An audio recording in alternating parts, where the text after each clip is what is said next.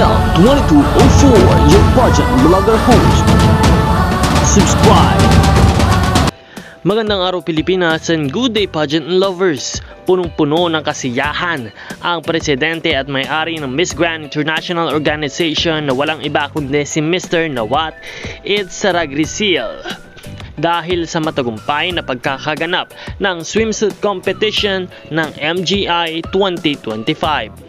Makikita sa kanyang ngiti at energy ang labis na kasiyahan sa naging resulta ng event mula sa production, stage design hanggang sa performances ng mga kandidata.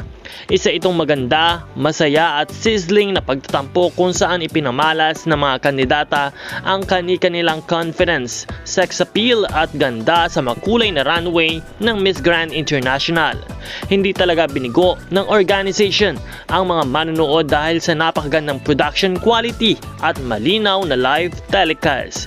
Broadcast in stunning full HD. Kaya naman bawat galaw, bawat ngiti at bawat grand pose ay kitang-kita sa buong mundo. Bukod dito, nagkaroon din ng bonggang segment presentations kung saan bawat kandidata ay binigyan ng pagkakataon na magpakilala at magpasiklab sa kanilang swimsuit performance. Ramdam na ramdam ang init ng kompetisyon habang pumapalakpak ang mga fans mula sa iba't ibang bansa. At syempre naman, hindi nagpapahuli ang pambato ng Pilipinas na si Emma Mary Tiglao. Pinabilib ni Emma ang mga manonood sa kanyang amazing performance. Elegant, confident at may halong fierce energy na tunay na tatak Filipina. Mula sa kanyang pasarela hanggang sa charming smile ay kitang-kita kung bakit patuloy siyang isa sa mga inaabangan ngayong taon sa Miss Grand International.